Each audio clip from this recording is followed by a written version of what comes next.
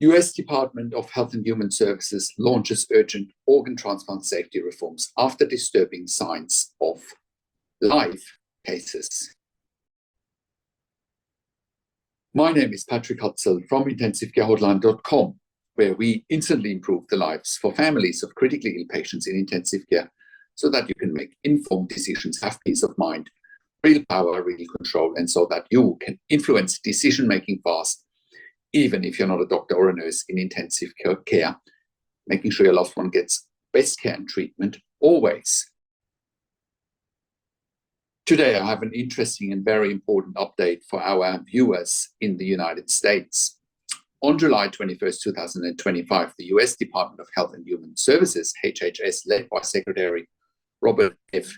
Kennedy Jr., unveiled sweeping reforms to the nation's organ transplant system following an alarming investigation by the Health Resources and Services Administration, HRSA. The HRSA probe examined 351 cases where organ donation had been authorized but not completed and identified 103 cases with troubling red flags. Among them, 73 patients exhibited neurological signs incompatible with organ donation.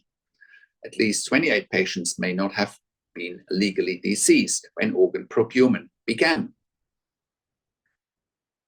Investigators cited multiple failures, including inadequate neurological assessments, misclassification of death causes, notably in overdose situations, poor consent processes, weak coordination across medical teams.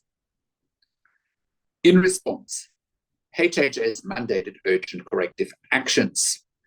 The Organ Procurement and Transplantation Network, OPTN, must now report and safety-related stoppages initiated by staff, families, or hospitals. Affected Organ Procurement Organization, Network for Hope, serving Kentucky, Southwest Ohio, and West Virginia, must perform a root cause analysis, define clear donor eligibility protocols, and empower any staff to hold donation if concerns arise or face decertification. These reforms signal a pivotal shift toward restoring public trust, improving patient safety, and ensuring the sanctity of donor life.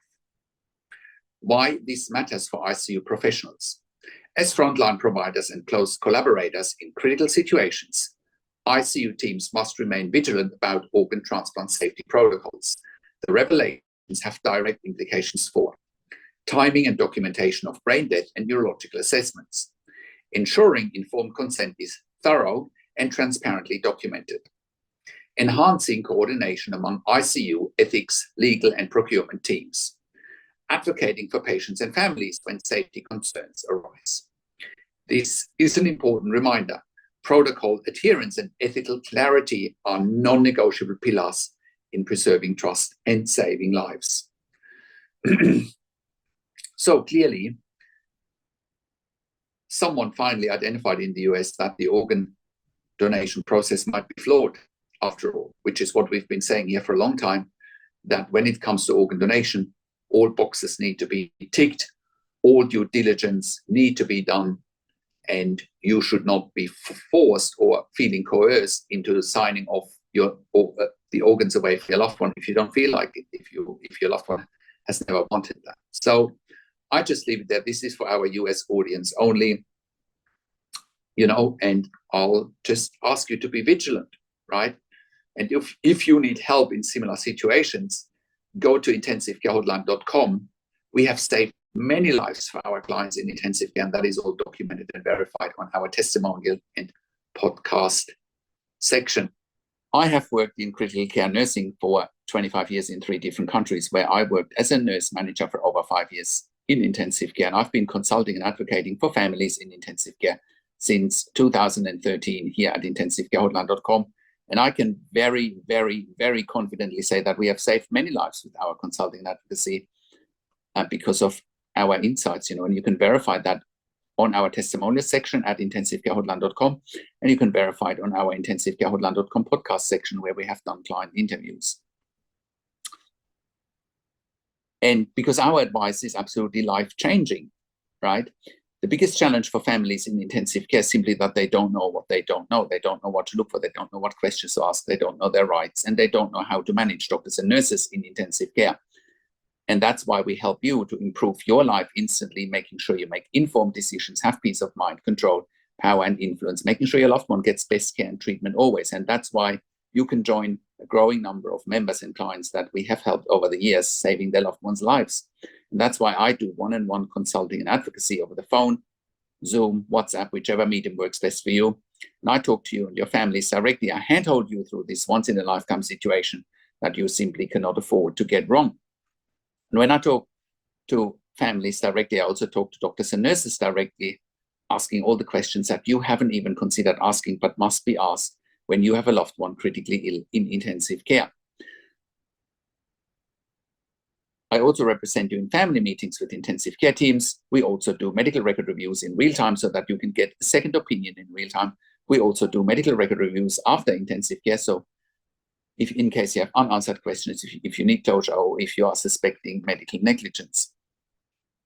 We also have a membership for families of critically ill patients in intensive care, and you can become a member if you go to intensivecarehotline.com, if you click on the membership link, or if you go to intensivecaresupport.org directly. In the membership, you have access to me and my team 24 hours a day in a membership area and via email, and we answer all questions intensive care related. In the membership, you also have exclusive access to 21 ebooks and 21 videos that I've personally written and recorded. And all of that will help you to improve your life instantly, make informed decisions, have peace of mind, control, power, and influence, making sure your loved one gets best care and treatment always. And all of that you get at intensivecarehotline.com. Call us on one of the numbers on the top of our website, or simply send us an email to support@intensivecarehotline.com with your questions. And if you like my video, subscribe to my YouTube channel for regular updates for families in intensive care. Click the like button, click the notification bell, share the video with your friends and families, and comment below what you want to see next, what questions and insights you have from this video. I also do a weekly YouTube live where I answer your questions live on a show, and you will get notification from the YouTube live if you are a subscriber to my YouTube channel, or if you are a subscriber to my intensivecarehotline.com email newsletter at intensivecarehotline.com. Thank you so much for watching. This is Patrick Hutzel from intensivecarehotline.com, and I will talk to you in a few days. Take care for now.